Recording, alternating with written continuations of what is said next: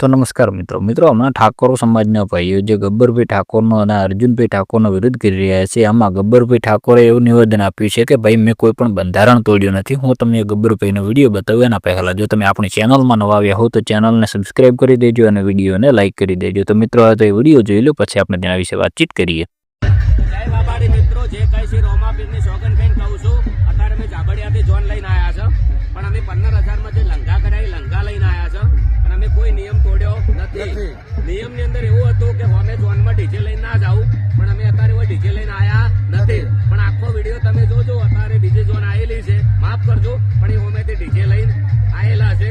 એટલે ખાલી તમને ગબ્બર ઠાકોર દેખાય છે ને એમને હેરાન કરવાની વસ્તુ છે ને. અને એક ખાલી મામૂલી ડીજે ગોમાં અમારી પરંપરા છે, અમે અમારી પરંપરા ઉજવીએ. એમાં તમે કોઈ દેશદ્રોહી ગદ્દાર ને આમ તે ઘણું બધું બોલી ગયા છો. એટલે કોઈ બી નિયમ કરો તો વિચારીને કરો, ચોખવટ કરો. ડીજે ની અંદર એટલા બધા પ્રશ્ન હોય છે, લાઈવ હોય છે, લગ્નનો પ્રોગ્રામ હોય છે, રમેલનો હોય છે, સ્ટેજ શો હોય છે.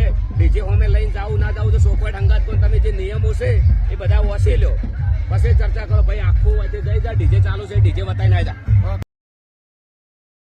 તો મિત્રો ત્યાં વિડીયો તો જોઈ લીધો છે. એમાં ગબ્બરભાઈ ઠાકોર એવું કહી રહ્યા છે કે અમે કોઈ પણ નિયમ તોડ્યો નથી. આપણે જે બંધારણ કર્યું હતું એનું અમે પાલન કર્યું છે અને અમે ડીજે બીજું લઈને આવ્યા નથી. અને બીજી અત્યારે ધ્યાન આવી છે એ ડીજે લઈને આવ્યા છે. અને આ અમારી પરંપરા છે. એટલે તમે બંધારણ કરો થોડું ધ્યાનથી કરો, જોવો પેલા. તમે કોઈ પણ નિયમ તોડ્યો નથી, એટલે તમે કોઈ પણ નિયમ કરો એટલે એનો ચોખવટ કરો. ડીજે ની અંદર ઘણા બધા હોય છે, રમેલની અંદર હોય છે, લાઈવ ડીજે હોય છે, આમ ડીજે ઘણી વિના ડીજે હોય છે. મેં આમાં મને ઘણું બધું કહી ગયા છે, દેશદ્રોહી ને બંધારણ તોડ્યું વગેરે ઘણા બધા શબ્દો તમે મને કહ્યા છે. ગબ્બરભાઈ એ વિડીયોમાં બતાવ્યું છે કે જે જાબડિયાની જોન આવી છે તે ડીજે લઈને નથી આવ્યા, અને બીજા ગામની જાન આવી છે તે ડીજે લઈને આવ્યા છે. એટલે તમે ગબ્બરભાઈનો વિરોધ કેમ કરો છો? આ ભાઈનો કેમ નથી કરતા? એમને પણ સમાજને જે બંધારણ કર્યું છે તે નહીં, એમને પણ તોડ્યું છે. અમુક નિયમો એમને પણ ભંગ કર્યા છે. તો તમે ખાલી એક ગબ્બરભાઈને કેમ ટાર્ગેટ કરો છો? એવા ભાઈ કહી રહ્યા છે. તો મિત્રો ભાઈ વિશે તમારું શું કહેવું છે? ગબ્બરભાઈ ઠાકોર વિશે તમારું શું કહેવું છે? તે તમે જરૂરથી કોમેન્ટ કરજો. ને જો તમે આપણી ચેનલમાં નવા આવ્યા હો તો ચેનલને સબસ્ક્રાઇબ કરી દેજો અને વિડીયોને લાઇક કરી દેજો.